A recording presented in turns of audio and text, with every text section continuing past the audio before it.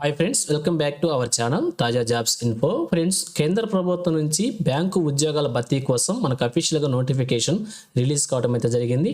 ఈ యొక్క ఉద్యోగాలన్నీ కూడా ప్రభుత్వ పర్మనెంట్ రెగ్యులర్ ఉద్యోగాలు అన్నమాట. మరి నోటిఫికేషన్ ద్వారా 6,589 ఉద్యోగాలను అయితే భర్తీ చేస్తున్నారు. మరి ఏ బ్యాంకులు ఈ ఉద్యోగాలను భర్తీ చేస్తున్నారు, వీరికి కావాల్సినటువంటి ఎలిజిబిలిటీస్ ఏ విధంగా ఉన్నాయి, శాలరీ డీటెయిల్స్ ఏ విధంగా ఉన్నాయి, అప్లికేషన్ ప్రాసెస్ ఏ విధంగా ఉంది, మరి అన్ని విషయాల గురించి కూడా క్లియర్గా వీడియోలో చూద్దాం. సో ఇంట్రెస్ట్ ఉండి ఈ ఉద్యోగాల కోసం అప్లై చేసుకోవాలనుకుంటే ఎక్కడొకటి వీడియో స్కిప్ చేయకుండా పూర్తిగా చివరి వరకు చూసే ప్రయత్నం చేయండి. ముందుగా వీడియోకి ఒక చిన్న లైక్ చేసి సపోర్ట్ చేయండి ఫ్రెండ్స్. మీరు చేసే ఒక చిన్న లైక్ ద్వారా ఇటువంటి మరిన్ని జాబ్ అప్డేట్స్ మీ ముందుకు తీసుకోవడానికి చాలా ఎంకరేజ్మెంట్గా ఉంటుంది. ఇంకా ఇప్పటివరకు మీరు ఎవరైనా మన ఛానల్ సబ్స్క్రైబ్ చేసుకోకుండా చూస్తున్నట్లయితే ఇటువంటి లేటెస్ట్ జాబ్ అప్డేట్స్ కోసం వెంటనే మన ఛానల్ కూడా సబ్స్క్రైబ్ చేసుకోండి. పక్కనే ఉన్న బెల్ సింబల్లో ఆల్ మెయిన్ ట్యాప్ చేసి యాక్టివేట్ చేసుకున్నట్లయితే ఛానల్ వీడియోస్ అన్నీ కూడా మీకు ఫ్రీగా నోటిఫికేషన్ రూపంలో వస్తూ ఉంటాయి. సో లేట్ చేయకుండా డైరెక్ట్ టాపిక్లోకి వెళ్ళిపోదాం.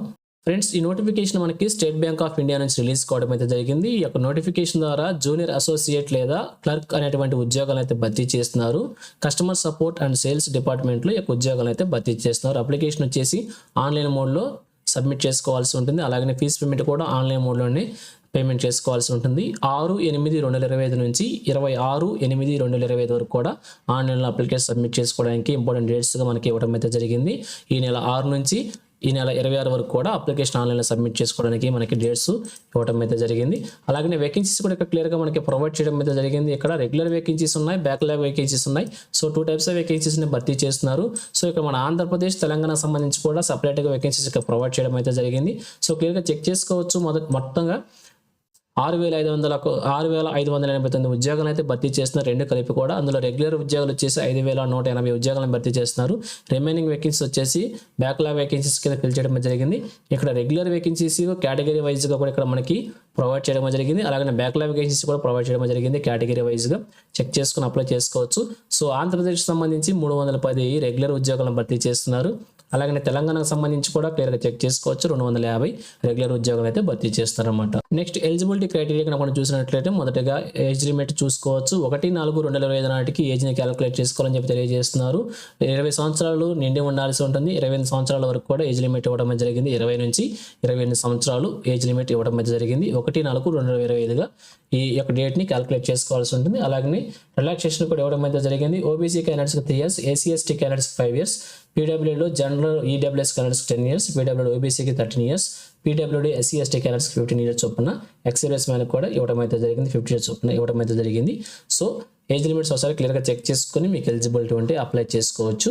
నెక్స్ట్ సెలక్షన్ ప్రొసీజర్ కనుక మనం క్లియర్గా చెక్ చేసినట్లయితే మనకి ప్రిలిమినరీ ఎగ్జామినేషన్, అలాగే మెయిన్స్ ఎగ్జామినేషన్, అలాగే లాంగ్వేజ్ ప్రొఫిషియన్సీ టెస్ట్ అనేది కండక్ట్ చేస్తారు. ఎవరైతే ఆ యొక్క 10th క్లాస్లో లేదా మీ యొక్క local languages certificate local language చదవకుండా ఉంటారో ఒక సబ్జెక్టుగా, వారికి వచ్చేసి లాంగ్వేజ్ ప్రొఫిషియన్సీ టెస్ట్ అయితే కండక్ట్ చేస్తారు.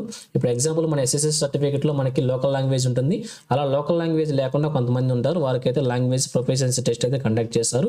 అది కంపల్సరీగా క్వాలిఫై ఉండాల్సి ఉంటుంది. దాని గురించి క్లియర్గా చూద్దాం. అది వచ్చేసి phase 3 కింద కండక్ట్ చేస్తున్నారు. phase 1 వచ్చేసి ప్రిలిమినరీ ఎగ్జామినేషన్ అన్నమాట. phase 2 వచ్చేసి మెయిన్ ఎగ్జామినేషన్. ప్రిలిమినరీ ఎగ్జామినేషన్ సంబంధించి క్లియర్గా మనం చూసినట్లయితే 3 పార్ట్స్గా డివైడ్ చేయడం జరిగింది. 100 క్వశ్చన్స్ ఉంటాయి. 100 మార్క్స్కి 1 అవర్లో ఎగ్జామినేషన్ రాయాల్సి ఉంటుంది. అలాగే 1/4 నెగిటివ్ మార్కింగ్ విధానం కూడా ప్రొవైడ్ చేయడం జరిగింది. అలాగే సబ్జెక్ట్ కనుక చూసినట్లయితే ఇంగ్లీష్ లాంగ్వేజ్ 30 క్వశ్చన్స్ ఉంటాయి. న్యూమరికల్ ఎబిలిటీ 35 క్వశ్చన్స్ ఉంటాయి. రీజనింగ్ ఎబిలిటీ 35 క్వశ్చన్స్ ఉంటాయి. ఈ విధంగా ప్యాటర్న్ మనకి ప్రొవైడ్ చేయడం జరిగింది. చెక్ చేసుకోండి. నెక్స్ట్ మెయిన్స్ ఎగ్జామినేషన్ సంబంధించి 4 పార్ట్స్గా ఎగ్జామినేషన్ డివైడ్ చేయడం అయితే జరిగింది. ఇక్కడ 190 క్వశ్చన్స్ ఉంటాయి. 200 మ్యాక్సిమం మార్క్స్ ఉండడం జరుగుతుంది. 2 hours 40 minutes ఎగ్జామినేషన్ రాయాల్సి ఉంటుంది.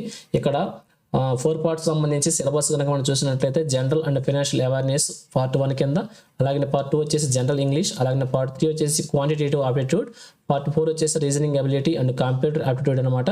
వీటికి సంబంధించినటువంటి 50 క్వశ్చన్స్ ఇవ్వడం అయితే జరిగింది. అలాగే జనరల్ ఇంగ్లీష్ వచ్చేసి 40 క్వశ్చన్స్ ఇవ్వడం జరిగింది. పక్కన డ్యూరేషన్ కూడా మనకి క్లియర్గా ప్రొవైడ్ చేశారు. ఒకసారి చెక్ చేసుకోండి. అలాగే 1/4 నెగిటివ్ విధానం కూడా ఇవ్వటం అయితే జరిగింది. ఈ యొక్క ప్రొఫిషియన్సీ టెస్ట్ సంబంధించి క్లియర్గా చూసినట్టయితే మనం చెక్ చేసుకోవచ్చు. ప్రొవిజనల్ సెలక్షన్ క్యాండిడేట్స్ యొక్క ప్రొవిజనల్ సెలక్షన్ లిస్ట్ వచ్చిన తర్వాత ఎవరైతే క్లాస్ 10th లేదా 12th లోకల్ లాంగ్వేజ్ సబ్జెక్టులు లేకుండా ఉంటారో వారికి వచ్చేసి యొక్క ఎగ్జామినేషన్ అయితే కండక్ట్ చేస్తారు. ఇందులో నాన్ వెర్బల్ టెస్ట్ అనేటువంటి 2 parts ఉంటుంది. ఇందులో క్వాలిఫై ఉండాల్సి ఉంటుంది. మ్యాక్సిమం మార్క్స్ కూడా ఇక్కడ ప్రొవైడ్ చేశారు.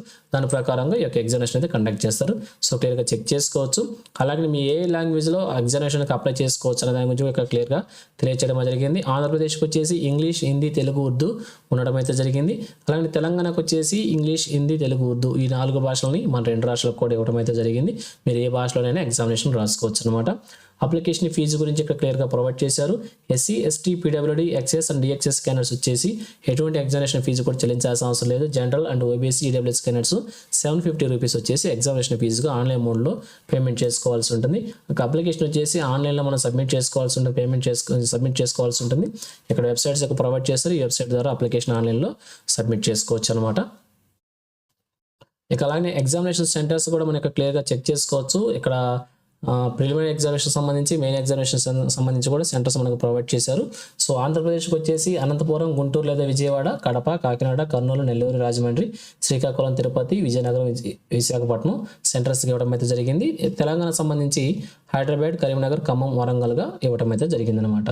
మెయిన్స్కి, ప్రిలిమ్స్కి యొక్క ఎగ్జామినేషన్లో సెంటర్స్కి మనం ఎగ్జామినేషన్స్ రాసుకోవచ్చు అనమాట. సో ఫైనల్గా చూసినట్లయితే మరి నోటిఫికేషన్ వచ్చేసి మనకి స్టేట్ బ్యాంక్ ఆఫ్ ఇండియా నుంచి రిలీజ్ కావడం అయితే జరిగింది. ఈ నోటిఫికేషన్ ద్వారా క్లర్క్ ఉద్యోగం అయితే భర్తీ చేస్తున్నారు. సో 6వ తారీఖు నుంచి 26వ తారీఖు వరకు ఈ నెల అప్లికేషన్స్ అప్లై చేసుకోవడానికి, ఆన్లైన్లో అప్లై చేసుకోవడానికి మనకి ఇంపార్టెంట్ డేట్స్ ఇవ్వడం జరిగింది. సో ఇంట్రెస్ట్ ఉండి అప్లై చేసి ఒక ఉద్యోగాన్ని సాధించే ప్రయత్నం కూడా చేయొచ్చు. సో ఇది ఫ్రెండ్స్ ఈ నోటిఫికేషన్ గురించి. ఇదే విధంగా కేంద్ర ప్రభుత్వం నుంచి ఏ జాబ్ నోటిఫికేషన్ రిలీజ్ అయినా కానీ వెంటనే మేము ముందు తీసుకొస్తుంటాను. సో మన ఛానల్ సబ్స్క్రైబ్ చేసుకుని డైలీ ఫాలో అవుతుండండి. ఎటువంటి అప్డేట్స్ మిస్ అవ్వకుండా ఉండొచ్చు. అలాగే నోటిఫికేషన్ పీడిఎఫ్ వచ్చేసి మన టెలిగ్రామ్ గ్రూప్లో ప్రొవైడ్ చేస్తాను, అక్కడ నుంచి డౌన్లోడ్ చేసుకోండి. సో ఇది ఫ్రెండ్స్ ఓవరాల్ వీడియో ఇన్ఫర్మేషన్ మీకు నచ్చిందని అనుకుంటున్నాను. మీకు ఎలా కనిపించిందో కింద కామెంట్ సెక్షన్లో తెలియజేయండి. ఇంకా మీ ఫ్రెండ్స్కి, మీ ఫ్యామిలీ మెంబర్స్ అందరూ కూడా షేర్ చేసి వారు కూడా తెలియజేయండి. సో ఇన్ఫర్మేషన్ కనుక మీకు నచ్చినట్లయితే తప్పకుండా వచ్చిన లైక్ చేయడం మాత్రం మర్చిపోవద్దు. Thank you friends for watching. మరొక లేటెస్ట్ వీడియోతో మీ ముందుకు వస్తాను. Have a nice day.